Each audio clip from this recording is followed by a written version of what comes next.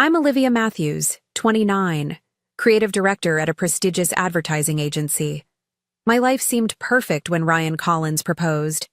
After years of competing with my younger sister Amber, I finally had something uniquely mine. Then came that unthinkable family dinner where my parents and sister conspired to steal my wedding venue and date. Amber stared coldly and said, "You can cry later. This day belongs to me." None of them knew the devastating truth about Ryan that would change everything. If you've ever had your trust broken by family, take a moment to subscribe.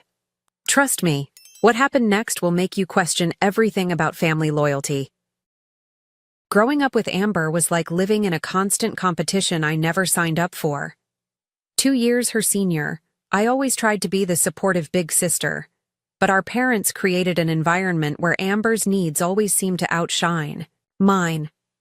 My achievements at school were met with polite acknowledgement, while Amber's average performance earned elaborate celebrations. It wasn't that they didn't love me, they just loved her more visibly, more enthusiastically. By the time I reached adulthood, I had built a life separate from their subtle favoritism. I threw myself into my education and career, eventually landing my dream job as a creative director at Pinnacle Advertising in Chicago. My work became my identity, my colleagues, my chosen family. I excelled at crafting narratives that resonated with people, never realizing my own family narrative was so fractured.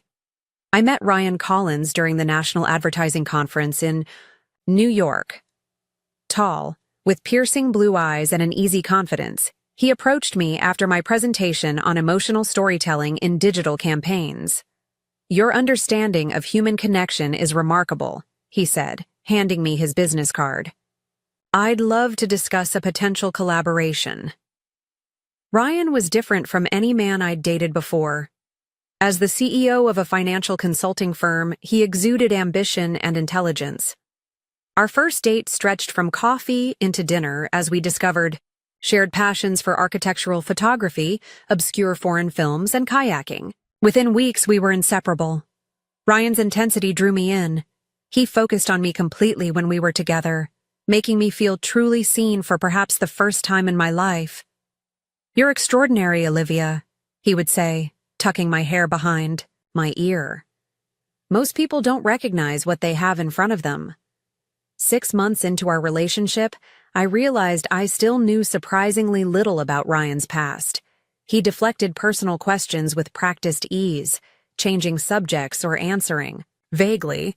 When I asked about his family, he mentioned they were no longer in contact, without elaboration.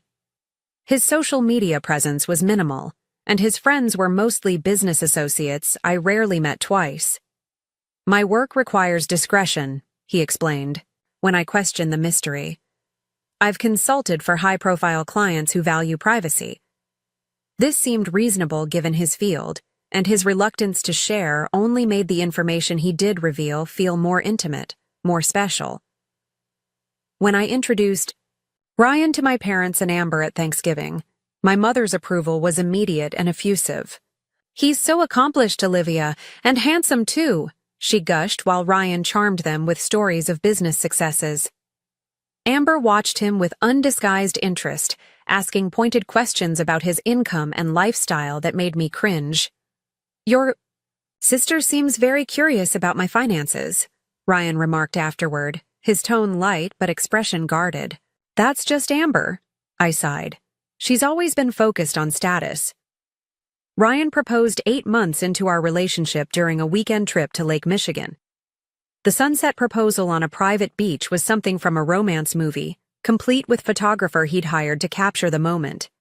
The ring was stunning, a 3-carat emerald-cut diamond that caught the light with every movement of my hand. "I never thought I'd meet someone who understands me like you do," he said as he slipped it onto my finger. "You're my future, Olivia." When I called my parents with the news, my mother's first question was whether Amber had heard yet. "She's been so down lately about her relationship troubles with Jason," Mom said. "Maybe hold off posting on social media until I can tell her personally? You know how sensitive she can be." Despite this familiar pattern, I was too happy to let it affect me. Ryan and I began planning our wedding immediately, securing the Lakeside Gardens venue after discovering they'd had a cancellation for June 15th the following year. It was perfect, an elegant glass structure overlooking the water, with gardens blooming with early summer flowers. "It's meant to be," I told Ryan. That date opened up the day after we got engaged. As wedding plans progressed, I noticed Ryan becoming increasingly tense whenever my family was involved. He'd check his phone frequently during our monthly dinners with my parents, and twice made excuses to leave early. When I suggested having his business partner James as a groomsman, Ryan refused without explanation. "There are some complicated dynamics there," was all he would say. "Let's keep this day about us." In retrospect, I should have questioned these red flags, but I was distracted by my growing wedding binder, color swatches, and the persistent need to manage my mother's attempts to involve Amber in every decision. "Shouldn't your sister help choose the bridesmaids' dresses?" Mom suggested. "She has such a good eye for fashion." "Amber isn't even a bridesmaid, Mom," I reminded her. "I've asked my college roommates and work friends." This revelation led to a week of text messages about how excluded Amber felt, culminating in my reluctant invitation for her to join the bridal party. Ryan observed these interactions with a calculating look I didn't fully understand at the time. "Your family has interesting patterns," he noted after one particularly frustrating call with my mother. "They seem determined to make Amber central to your life events." "It's always been this way," I admitted. "Sometimes I think they had me just to practice for their real daughter." Ryan pulled me into his arms, kissing the top of my head. "Then they're fools who don't see the treasure they have," he whispered. "But I do." Those words became my anchor as wedding preparations continued and family tensions mounted. What I couldn't know then was that Ryan had plans of his own. Plans that would ultimately expose truths about my family and himself that none of us were prepared to face. 6 months before our wedding date, subtle shifts in dynamics began appearing like hairline cracks in fine china. At first, they were so small I doubted my own perceptions, but they steadily expanded into undeniable fractures. Amber started calling me almost daily to discuss wedding details, an unprecedented level of interest from someone who had previously shown little enthusiasm for my happiness. Her questions centered around vendors, costs, and especially Ryan's contributions to the event. "So he's covering the bar and band completely?" she asked during one call. "That must be what, $20,000? His business must be doing. Very well." "We're both contributing," I replied, uncomfortable with her focus on finances. "Why the sudden interest?" "Just happy for my big sister," she said with a lightness that felt performative. "Can you send me your Pinterest board again? I want to see all your ideas." A week after this conversation, Amber called in tears to announce her breakup with Jason, her boyfriend of 3 years. They had been discussing marriage themselves, making the timing particularly difficult for her. "I just feel so alone now," she sobbed over the phone. "Everyone's moving forward except me." Compassion pushed me to invite her for a weekend stay at my apartment, where Ryan and I attempted to cheer her up with movies and takeout. Rather than wallow in heartbreak, Amber seemed unusually composed, asking Ryan detailed questions about his background and business ventures. Ryan answered smoothly, but later commented on her intensity. "Your sister seems very interested in my work," he observed after she went to bed. "Almost like she's conducting an interview." Just 3 weeks after her devastating breakup, Amber introduced a new boyfriend at our parents' anniversary dinner. Michael Patterson was polished and articulate, with an uncanny knowledge of investment strategies that mirrored Ryan's expertise. Even more striking were his stated hobbies: architectural photography and foreign cinema, the very interests Ryan had mentioned during our earliest dates. "How did you two meet?" I asked, noticing Ryan's stiffened posture beside me. "At a coffee shop downtown," Amber said, touching Michael's arm possessively. "It was instant connection. Sometimes you just know, right?" Throughout dinner, Michael directed questions toward Ryan about specific financial regulations and market projections. Ryan answered with professional courtesy, but grew increasingly withdrawn. When Amber mentioned they'd already discussed moving in together, my mother clasped her hands in delight. "This is wonderful. When you know, she exclaimed, never having expressed such immediate approval of any of my relationships. Later that night, I noticed my parents and Amber huddled in conversation on the patio, their voices lowered whenever Ryan or I approached. When I questioned what they were discussing so secretively, my mother quickly changed the subject. "Just catching up, sweetheart. How are those wedding plans coming? You know, flexibility is important with these big events. Sometimes things need to change for everyone's benefit." The comment seemed odd, but I dismissed it as my mother's typical vague wisdom.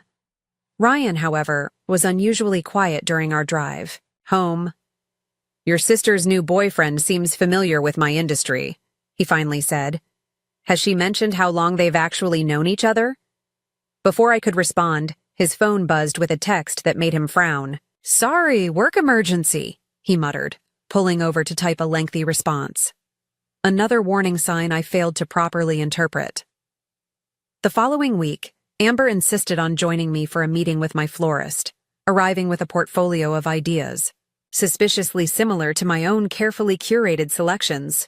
She dominated the conversation, suggesting alternatives to my choices and repeatedly using phrases like, "We were thinking," when discussing my wedding. During a coffee break, Amber accidentally spilled her latte across my wedding planner book, ruining months of notes and swatches. Her apologies seemed performative, especially when she immediately offered to take over some planning aspects to reduce my stress. Returning home early from work one day, I found Amber in my apartment, supposedly dropping off a wedding magazine she thought I'd enjoy. Flipping through it later, I discovered pages marked with post-its noting exact replicas of my wedding concept. Same color scheme, similar dress style, even cake designs matching mine. In the margins were calculations and notes about vendor contacts. Disturbed, I called my best friend Tara to share my concerns. "I think Amber is copying my entire wedding plan," I explained. "It's like she's creating a blueprint of everything I've chosen. You know how she's always been with your stuff," Tara reminded me gently. "Remember when she wore your prom dress to her own prom after you'd specifically bought different ones? Or when she applied to your dream college right after you were accepted? This seems like classic Amber, just on a bigger scale.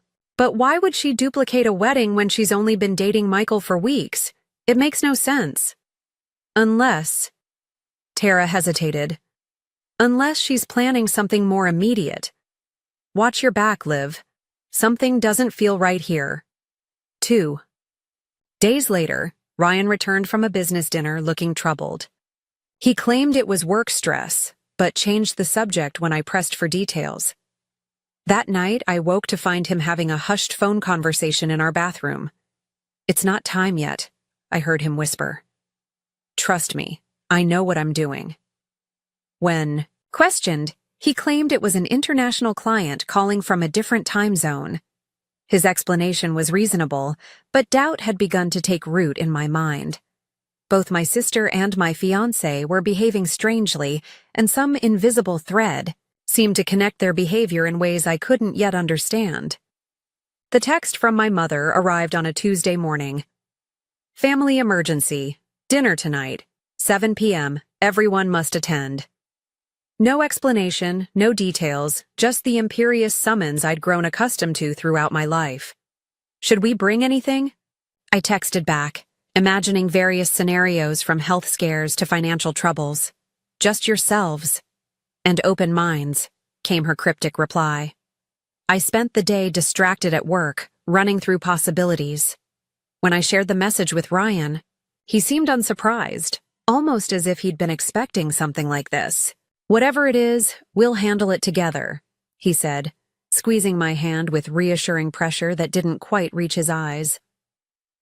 We arrived at my parents' home to find Amber's car already in the driveway, along with an unfamiliar luxury sedan I assumed belonged to Michael. The atmosphere inside was tense, but with an undercurrent of anticipation that confused me. My father poured drinks without meeting my eyes, while my mother fussed unnecessarily with appetizers arranged too perfectly. To be impromptu, "What's going on?" I finally asked after 20 minutes of stilted small talk. Mom said there was an emergency. My father cleared his throat, glancing at my mother before addressing me. "Olivia, we need to discuss something important. Something that affects the whole family." "Are you sick? Is someone sick?"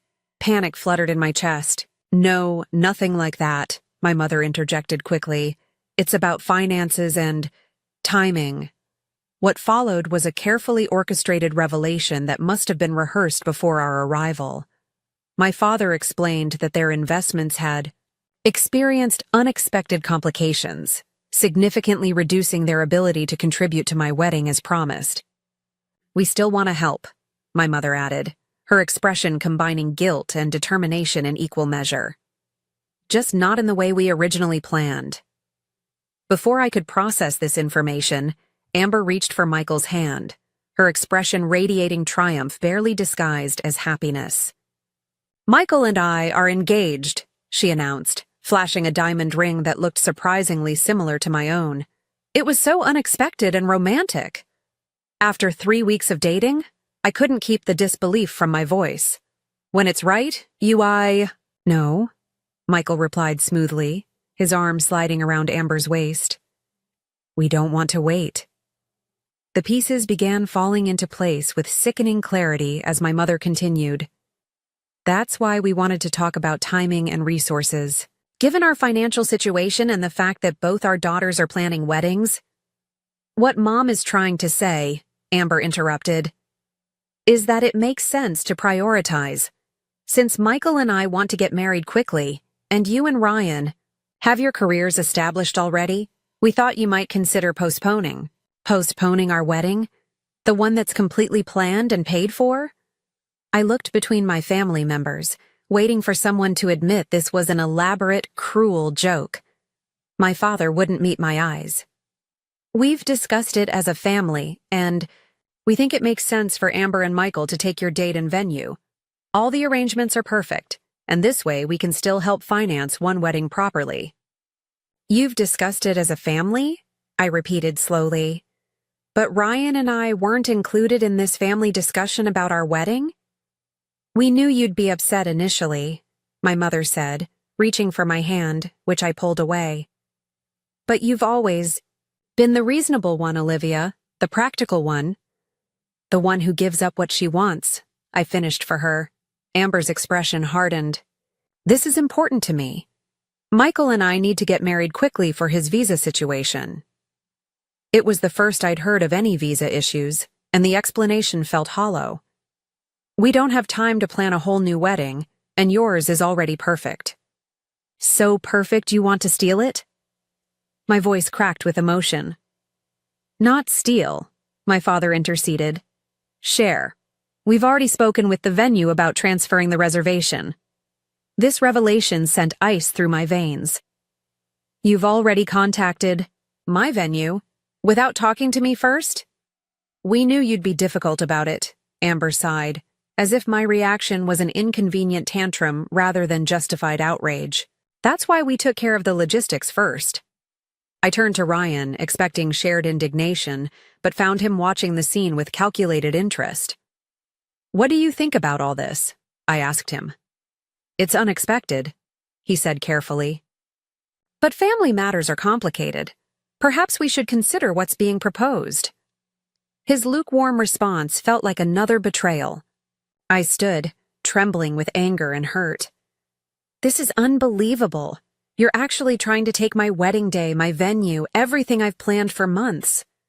Amber rolled her eyes dramatically. "You can cry later. This day belongs to me now." Casual cruelty of her words struck me like a physical blow. I looked at each family member, searching for any sign of shame or reconsideration, but found only determination and the expectation of my eventual compliance. "You've always done this," I whispered. "Always taken what's mine and expected me to accept it graciously. But this is different. This is my wedding, my future with Ryan."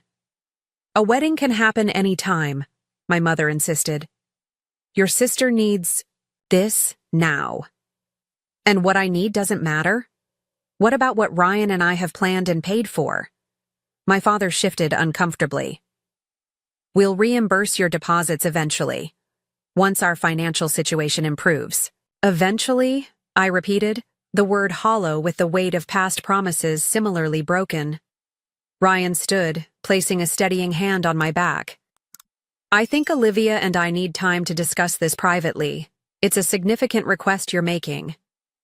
There's nothing to discuss, I insisted, pulling away from his touch. They've already decided.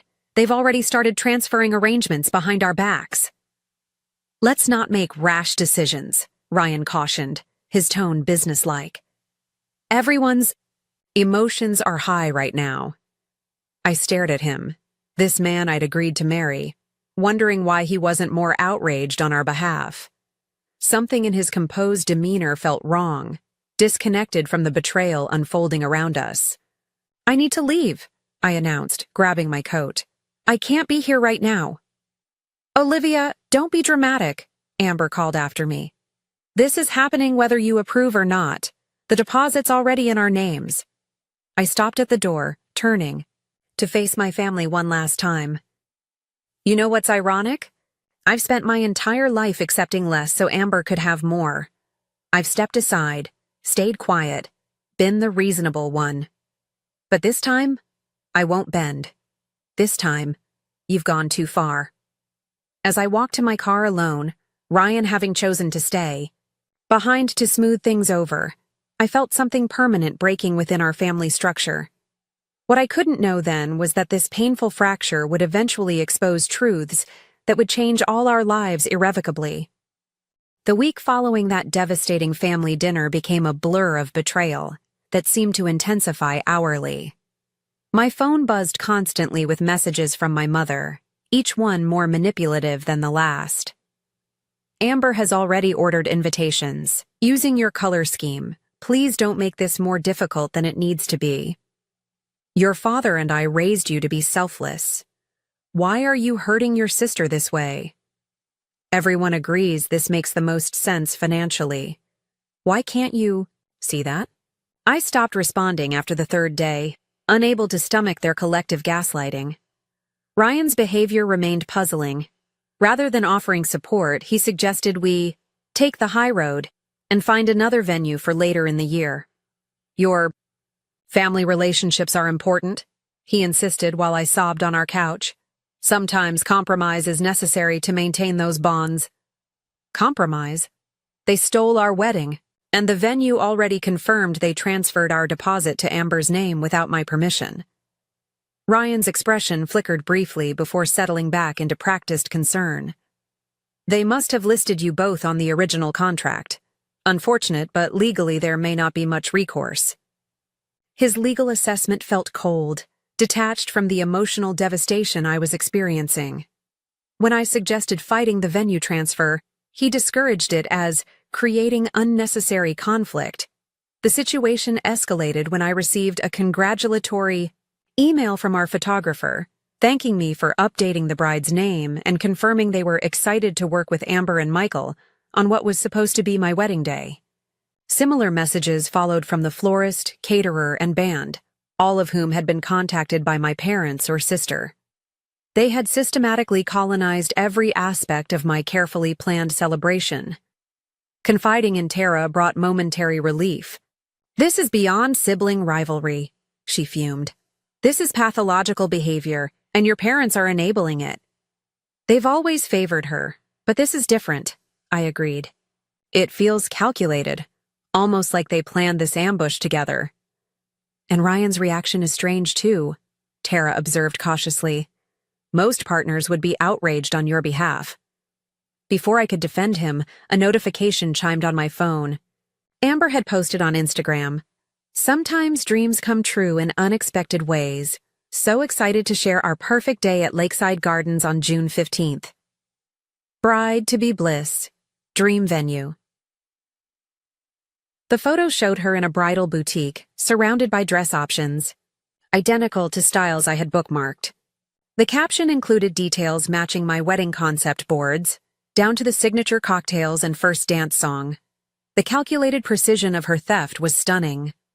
Comments from mutual friends expressed confusion. Several tagged me, asking if we were having a double wedding. Others who knew of our strained relationship sent private messages of concern. The public nature of Amber's announcement made the betrayal even more humiliating. That evening, I discovered Ryan had deleted several password-protected files from our shared cloud storage, including financial documents related to wedding expenses. When confronted, he claimed it was to reduce stress and move forward positively. His explanation felt hollow, adding to my growing unease about his true motives. 2 days later, while shopping for stress relief, I encountered Amber at the same bridal salon where I'd ordered my dress. She was modeling a gown suspiciously similar to mine, surrounded by fawning attendants and our beaming mother. "What are you doing here?" I demanded, interrupting their champagne toast. Amber barely flinched at my presence. "Finalizing my wedding dress, obviously. You weren't responding to Mom's texts about returning your deposit, so I chose something similar." "Similar?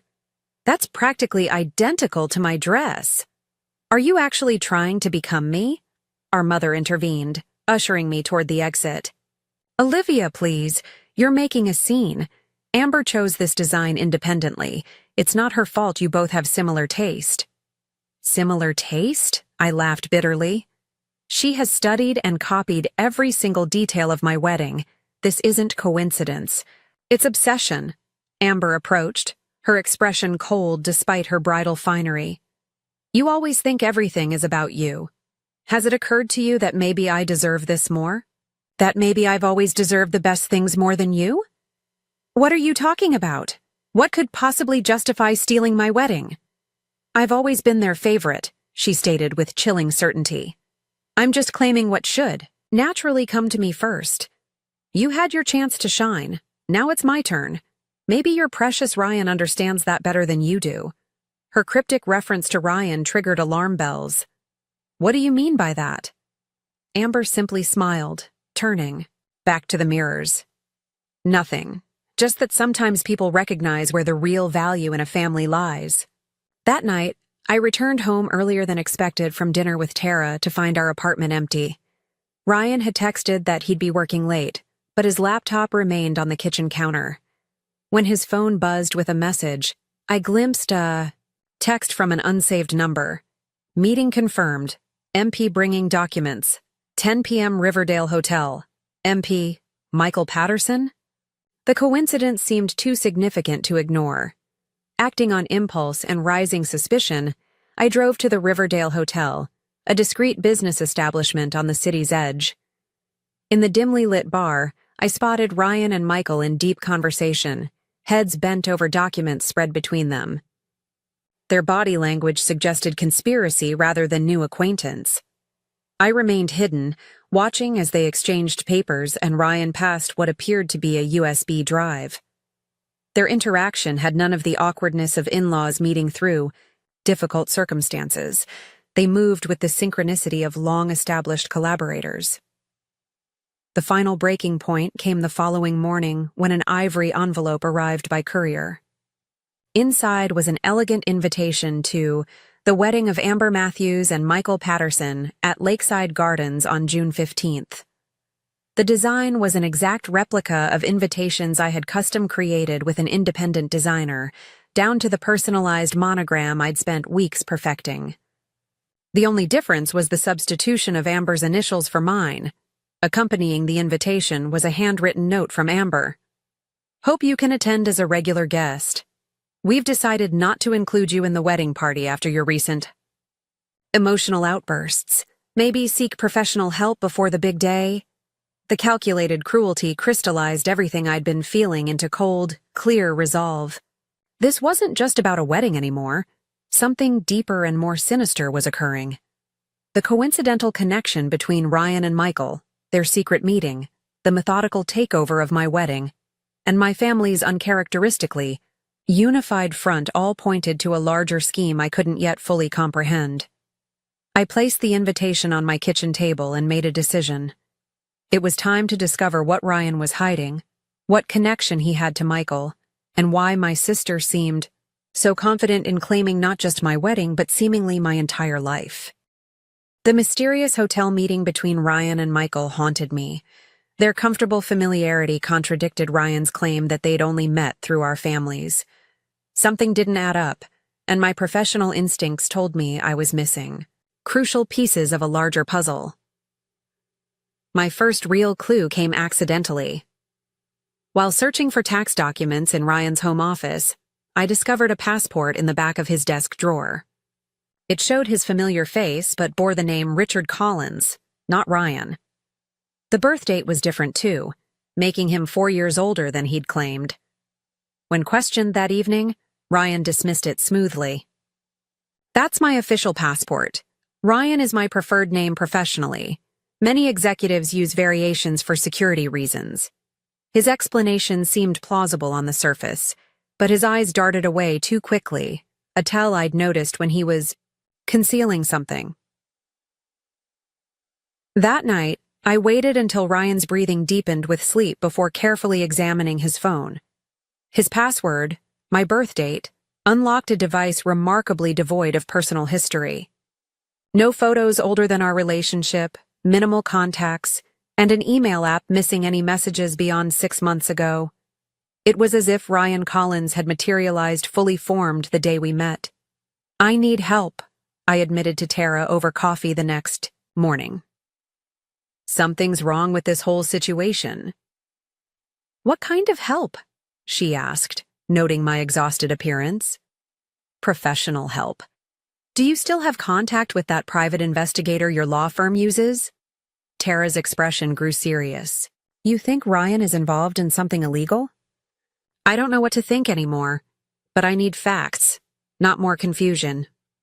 By that afternoon, I had hired Samuel Reeves, a former FBI agent turned private investigator specializing in financial fraud.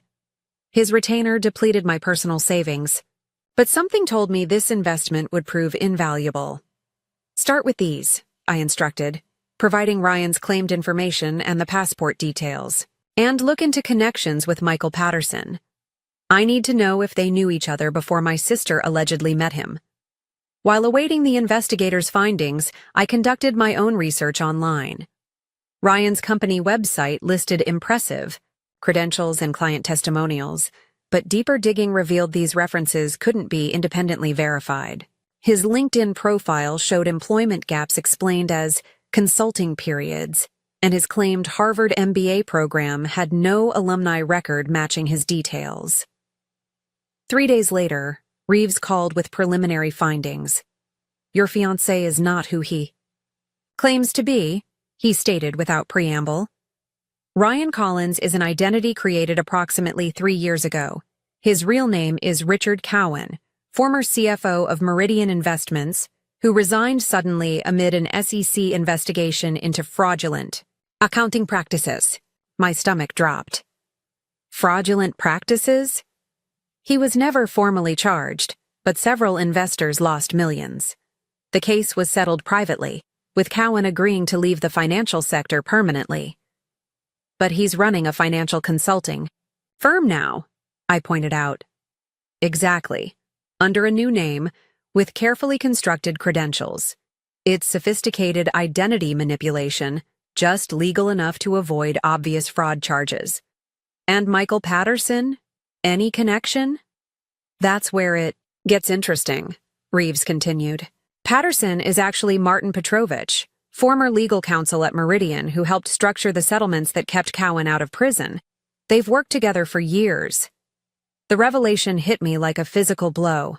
Ryan, or rather Richard, had been lying about his identity from the moment we met. Our entire relationship was built on carefully constructed falsehoods. But what was his ultimate goal? What could he want from me and my family?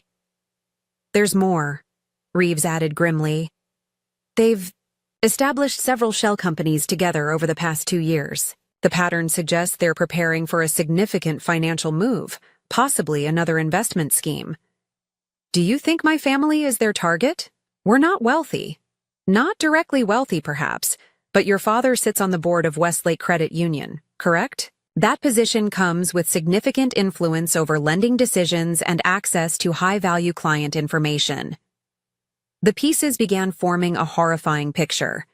Ryan had targeted me specifically for my family connections, particularly my father's position. Michael's sudden interest in Amber created additional access and legitimacy within our family structure. The wedding venue transfer and their manipulation of my parents weren't about Amber's selfishness. They were calculated steps in a much larger scheme. I requested an emergency meeting with Reeves the following day, where he presented documentation connecting both men to previous financial improprieties and evidence of their ongoing partnership. Email records showed they had planned their approach to my family months before I even met Ryan. "What's their endgame?" I asked, staring at the damning evidence. Based on recent transactions and company formations, they appear to be establishing investment opportunities they'll likely present to your father's banking connections. Given their history, these will probably be sophisticated Ponzi schemes designed to extract maximum capital before collapsing. The confirmation of my worst fears left me numb. "How do I stop them?" "That depends," Reeves said carefully. "Are you willing to confront your fiancé directly, or would you prefer to gather more evidence before involving authorities?" That night, I made the hardest decision of my life. Rather than immediately exposing Ryan, I would play along temporarily to gather conclusive evidence of his plans. This approach would require careful performance, pretending I remained ignorant, while secretly documenting everything. When Ryan returned home, I greeted him with practiced normalcy, suppressing my knowledge of his betrayal behind a mask of routine domesticity. His kiss on my cheek felt like acid, his casual questions about my day part of an elaborate charade we were both now performing for different reasons. "I've been thinking about the wedding situation," I told him over dinner. "Maybe you're right about finding another date. Family harmony might be worth the sacrifice." Relief flickered across his features. "That's mature of you, Olivia. I've always admired your rationality. Will you help me explain my decision to Mom and Dad this weekend? Maybe we could join Amber and Michael for dinner, make peace with the situation?" "Absolutely," he agreed too quickly. "I'm sure we can all move forward positively." Over the next week, I gathered evidence methodically while maintaining my performance of acceptance. I installed recording software on our home computer, documented suspicious phone calls, and photographed documents Ryan carelessly left visible. Each discovery confirmed my worst fears while breaking my heart anew. The final confirmation came when I accidentally opened an email intended for Ryan that contained detailed plans for approaching my father's banking clients with investment opportunities in non-existent development projects. The projected fraud exceeded $20 million, with Ryan and Michael set to disappear once payments cleared their offshore accounts. With sufficient evidence compiled, I finally confronted Ryan in our living room, laying out copies of the most damning documents on our coffee table. "Richard Cowan," I said simply, watching his expression shift from confusion to calculation. "Or do you prefer Ryan Collins when you're running investment scams?" He recovered quickly, his charm activating like a defensive system. "Olivia, whatever you think you've found has an explanation.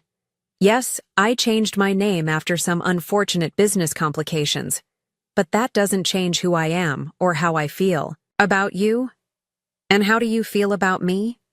The daughter of a banking executive whose connections you've been planning to exploit since before we met." His posture stiffened. "Our relationship is separate from business. I genuinely care for you." "Like Michael genuinely cares for Amber? That's why you two orchestrated this entire scenario, right? Two couples, double the access to my father's professional network?" Ryan's mask slipped momentarily, revealing cold assessment rather than emotional hurt. "Your sister was always the easier target. So desperate for attention, so eager to compete with you. One conversation about your wedding plans, and she was practically begging to take your place. So you used her jealousy, her need to outshine me?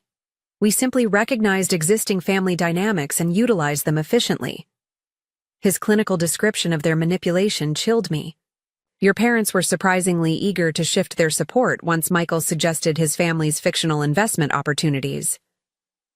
Were you ever planning to actually marry me?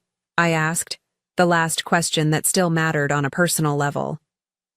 Ryan's hesitation before answering told me everything. Marriage would have provided certain legal protections for our financial arrangements, he finally admitted. But I did enjoy our time together, Olivia.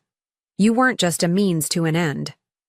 The calculated cruelty of his response crystallized my resolve. Get out, I whispered.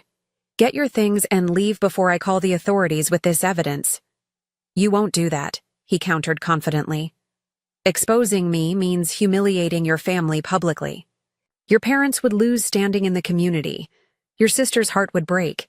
You've spent your entire life protecting them, even at your own expense. You won't stop now.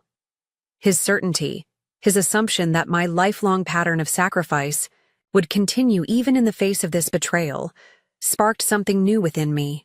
For the first time, I saw clearly how my family's dynamic had made me vulnerable to manipulation. How my acceptance of always coming second had attracted a predator specifically looking for someone accustomed to putting others first. You're wrong, I replied, my voice steady. This time, the truth matters more than anyone's comfort, including mine. As Ryan gathered his essential belongings, warning me that this won't end well for anyone, I faced an impossible decision: how to protect my family from imminent financial fraud while revealing the painful truth that would shatter their trust in Amber's relationship and expose our parents' favoritism as the vulnerability it had always been. With Ryan's deception confirmed, I needed to warn my family before irreparable damage occurred. My first impulse was to call my parents immediately, but experience suggested they might dismiss my concerns as jealousy or overreaction. This situation required irrefutable evidence presented strategically. I spent 2 days compiling a comprehensive file documenting Ryan and Michael's true identities, their fraudulent business history, and their current scheme targeting my father's banking connections. The dossier included official records, financial documents, and communications between the men discussing their plans for my family. My first attempt at intervention went exactly as feared. I called my parents, requesting an urgent meeting about concerns regarding Ryan and Michael's backgrounds. My mother immediately bristled. Olivia, we understand you're upset about the wedding, but trying to sabotage your sister's relationship is beneath you, she scolded. Michael comes from an excellent family with significant business interests. Your father has already discussed potential investment opportunities with him. That's exactly what I'm worried about, I insisted. I have documentation suggesting these investment opportunities may not be legitimate. Based on what? Your personal investigation because you're jealous? Your father has been in banking for 30 years. I think he can recognize a sound investment. When I attempted to explain the evidence, my father took the phone. Enough, Olivia. Your behavior is becoming concerning.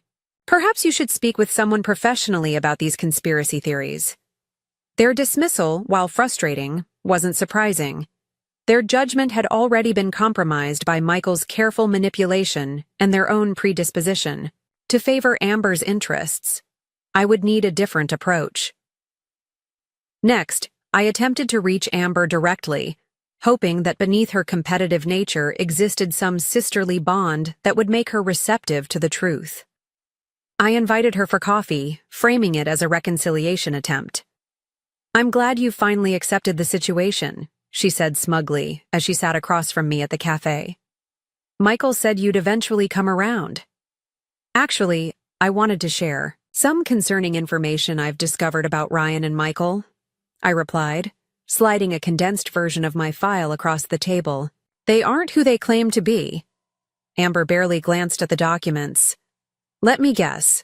They're secretly criminals targeting our family? How convenient for your narrative. Just look at the evidence, Amber. Their real names, their history of financial fraud, the pattern of targeting families with banking connections. She pushed the file back toward me. This is pathetic, even for you. Creating fake documents because you can't stand that I'm marrying a successful man while yours turned out to be so understanding of family priorities? Michael warned me you might try something like this. He warned you because he knew I might discover the truth, I insisted. Think about it. How did you meet him? Right after my engagement, at a coffee shop you never frequented before. He knew all your interests, because they matched what Ryan had learned about me. We have natural chemistry and shared interests, Amber snapped, standing to leave. Not everything is about you, Olivia. Some men just prefer women with actual personality instead of your constant people-pleasing. As she stormed out, I realized direct approaches wouldn't work.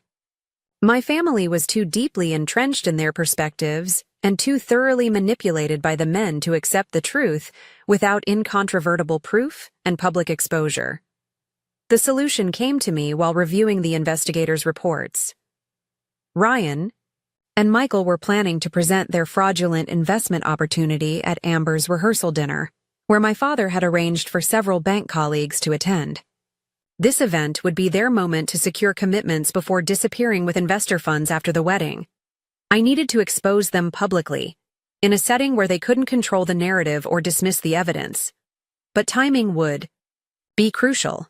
Acting too soon might allow them to regroup, while waiting too long risked legitimate investments being made.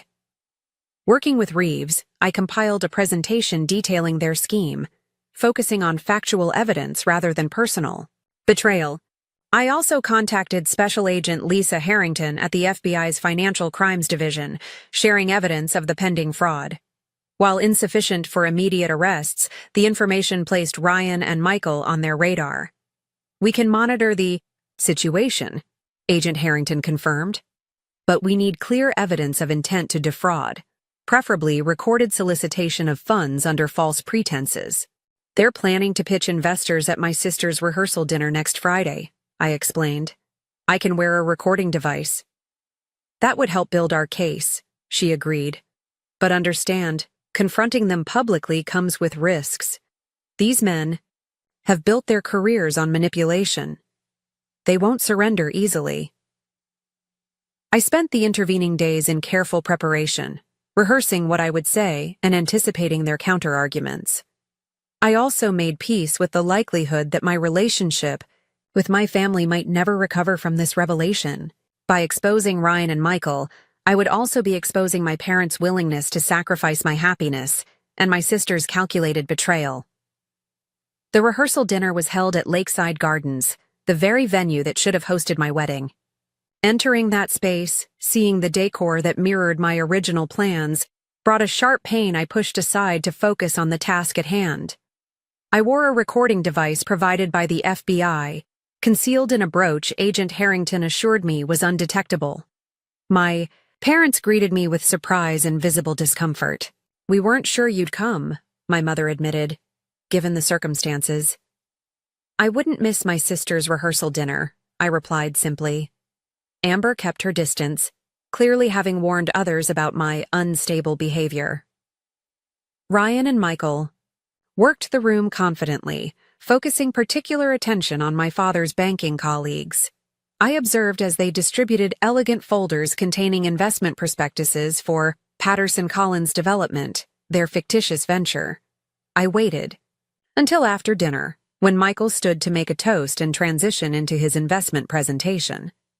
As he welcomed guests and thanked my parents for their support, I moved quietly to connect my laptop to the room's projector system, previously arranged with the venue's technical staff. Before my future brother-in-law continues, I have something important to share with everyone, I announced, interrupting Michael mid-sentence. Something that affects everyone in this room, particularly those considering investment opportunities. Olivia, this is inappropriate, my father warned, half rising from his seat. What I'm about to show you is factual information about Richard Cowan and Martin Petrovich, whom you know as Ryan Collins and Michael Patterson, I continued, activating the presentation. Both men have histories of financial fraud and are currently operating under false identities. The room erupted in confused murmurs as documents appeared on screen. SEC investigation records, news articles about Meridian Investments' collapse, and photographs of both men under their real names. "This is absurd," Michael protested, looking to Ryan for support. "Some kind of jealous vendetta." Ryan approached me, voice low and threatening. "Stop this now. You're making a serious mistake." "The mistake was thinking I would protect your scheme to preserve family peace," I replied loudly enough for others to hear. The presentation continued with timeline evidence showing their coordinated approach to our family, followed by details of their current investment fraud. Banking professionals in the audience began examining the investment materials with new scrutiny, whispering among themselves. Amber stared at the screen in growing horror, particularly as emails between Ryan and Michael appeared, discussing her as an ideal secondary target and leverage point for accessing senior banking relationships. "Michael, tell me this isn't true," she pleaded, her voice small and uncertain. Before he could respond, Agent Harrington and two colleagues entered the room, having monitored the situation from outside. "Richard Cowan and Martin Petrovich, we'd like to speak with you regarding allegations of wire fraud and securities violations." What followed was chaos. Ryan attempted to leave through a side exit but was intercepted by FBI agents. Michael launched into a convoluted explanation about misunderstandings and legitimate business restructuring. My father's banking colleagues quickly distanced themselves, several thanking me quietly for the warning. Amid the commotion, I found myself face to face with Amber, tears streaming down her face. "You knew," she accused. "You knew and tried to tell me." "I tried," I confirmed without satisfaction. "They targeted both of us, Amber, used our family dynamics against us. But how could I have been so wrong about him? About everything?" She collapsed into a chair, the elaborate engagement ring catching the light as she covered her face. My parents stood shell-shocked as their carefully orchestrated evening disintegrated around them. The perfect wedding they had prioritized over mine was revealed as part of an elaborate con, their judgment exposed as fatally flawed before their social and professional circles. As Ryan was escorted past me, he paused momentarily. "You could have walked away," he said quietly. "Saved yourself the collateral damage." "Unlike you," I replied. "I don't abandon people even when they've hurt me." In the aftermath, as guests departed and FBI agents collected statements, I felt no triumph or vindication. There was only hollow exhaustion and the recognition that while the external threat had been neutralized, the internal fractures in my family might never fully heal. The wedding was canceled amid scandal and embarrassment. My sister retreated to a friend's vacation home to escape scrutiny. My parents faced difficult questions from friends and colleagues about their judgment and priorities, and I was left to rebuild a life whose foundation had been thoroughly shaken, uncertain what relationship, if any, I still had with my family. In the weeks following the rehearsal dinner revelation, silence descended between me and my family. The FBI investigation into Ryan and Michael expanded, revealing additional victims and fraudulent operations across 3 states. Both men eventually accepted plea deals, with Ryan facing 5 years in federal prison and Michael 3, along with significant financial penalties neither could pay. The immediate aftermath left me feeling hollow rather than victorious. The apartment Ryan and I had shared felt contaminated by lies. Everyday objects triggered memories now tainted with doubt. Had any moment been genuine? Had any feelings been real? I threw myself into work, accepting a challenging new campaign that required long hours and intense focus. Colleagues noted my changed demeanor, the caution that had replaced my former openness. Tara worried I was hiding rather than healing, but respected my need for professional distraction. "You're processing trauma," she reminded me over lunch, 3 months after everything collapsed. "Not just relationship betrayal, but family betrayal too. That doesn't heal overnight."